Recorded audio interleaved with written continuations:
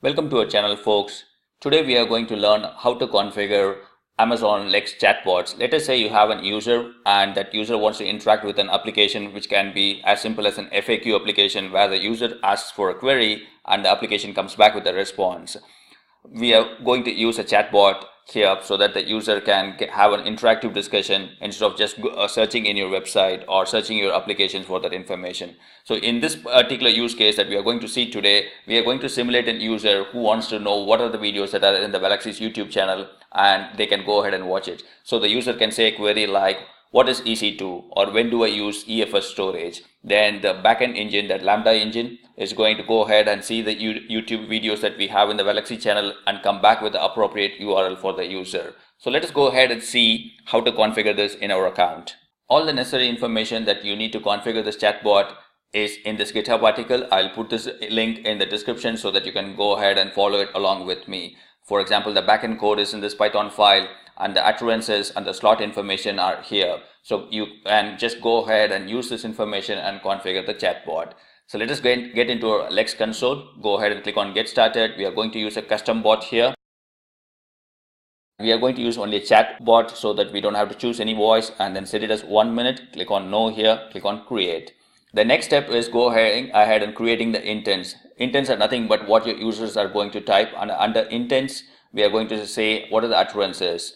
And all that information that is necessary to configure that is in GitHub, and you can go ahead and find under intents, there will be a zip file. We can just go ahead and download this and upload it here, and all these things will be configured along with the slot types. So what slot types are nothing but what service the user wants to learn. For example, user A would like to know about EC2 service, whereas the user B would like to know about EFS. So every user will have a different topic of interest. That is what we are going to call it as slot types. In this case, we are going to use an AWS services. So as of now, if I go back here and if I go to slot types, there are none there. And if I go to intents, there are nothing there. So let us go ahead and configure that. Remember the zip file I spoke about? Go ahead and download it and upload it here.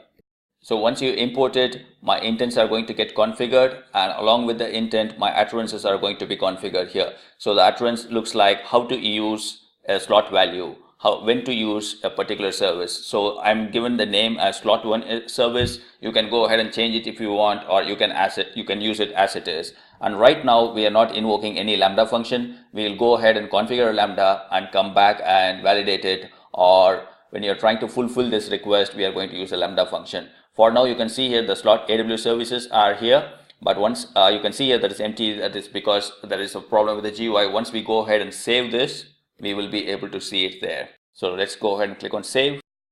What I'm going to do is I'm just going to go to settings. You don't have to change anything here. When you're going to publish, we need a stage variable so that we can say which particular version that you're publishing. I'm just going to call it as stage here and choose the version as latest. Click on add, click on build now. And it is going to take a minute, so that it's going to take all the information that you have passed on to Lex and see whether all the information is valid or not, and will come back with a prompt saying everything is good, or it will show you the error message. As you can see here, once a successful build has been completed, it will say build was successful, and it opens up the chat interface.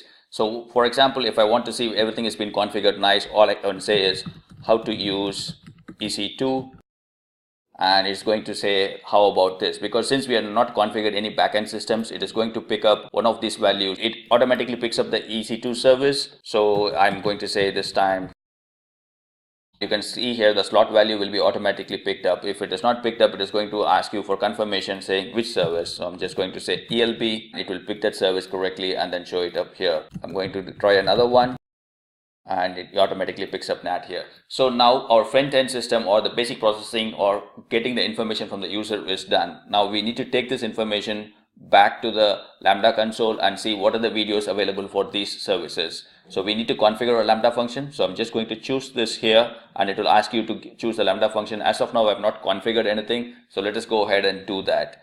And before doing that, realize that for every Lambda function, there is a role that is required. I'm going to use a Lambda basic execution role. You don't need any other permissions. If you want to store something in DynamoDB, then you need to give the permissions for those DynamoDB. If not, you can just leave it as it is. So if I go back here, and what we have done is we have created the Lexbot configuration. This is the basic step. And then we are going to pass that information, that is EC2 or NAT or ELB. We are going to pass that information for Lambda to process. And the Lambda configuration code is here. We'll just take this code and paste it into our Lambda console. So I'm just going to create a function here. And this function code is written for Python 3.7.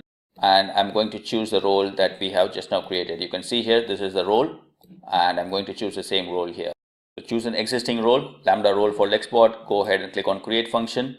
We need to copy the code that is there in the article. Let me just go ahead and copy that code first. So all I'm going to do is just basically remove this code and paste the code that was there in the Python file. And I'm just going to click on save. And I would like to increase the timeout to 1 minute so that I will have my Lambda function has enough time to execute and give me the results. Click on save again after changing the time. There's one last step that we need to do here before we go ahead and configure our Lambda function. You can see here there is a variable saying update DynamoDB. If you don't want to use DynamoDB to update your results or anything, all you have to do is just go ahead and change it to false. So in this case, we are not configuring any DynamoDB functions. So I'm just going to say it false here. We need to input the data so that the Lambda can see what videos are available, what videos are not available. So that data is also available here under data section. You will find a simple al.json file. I'm just going to create the same file in my Lambda console. So I'm just going to say click on this. Then I'm going to save the file. I'm just going to save it in the folder called data. Under that data, I'm just going to call it as JSON. So the reason that I'm storing it in this variable is because we have mentioned the value here. If you're going to change the folder location or the file name, go ahead and change it here also. I'm just going to click on save function here. In case if you are wondering if you want to create a test event and want to configure the test event, I have added the test event also here. So if you go to the Lexbot here, the test events are also under the data. You can go ahead and check it out and upload the test function also. Sample test event. I'm just going to copy this. And our JSON file needs them to be none here. And there are also another none here. So I'm just going to fix that piece of the code. So if everything is good, if I go ahead and click on test, we should be able to get a message with some URL. So what we are basically doing is we are searching for EC2. The test event looks for EC2. If I go back here and you can see here how to launch an EC2. That was the question that was asked to Lambda, and Lambda is giving me some information saying go ahead and watch these videos. So now our Lambda function is working. All you have to do is go ahead and configure our Lex to process the information using this Lambda function. So all you have to do is go ahead and click on this drop down and select the Lambda function we just now configured. If you don't see the Lambda function that you just now configured, go ahead and refresh the page. You will be able to see that function. So once you go ahead and configure it, it will ask you whether you want to give Lex the permission to trigger the Lambda function. Go ahead and click on OK so that automatically the permission necessary to invoke the Lambda function from Lex will be added there. So now we have done the modifications to our intent. So go ahead and click on save intent here, and then I'm going to build my code.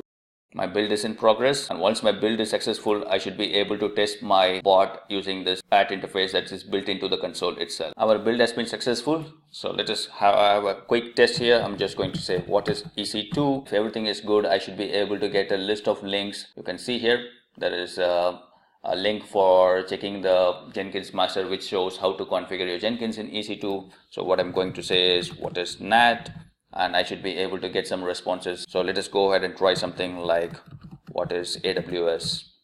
These are the videos that has the information, and you can go ahead and try it out.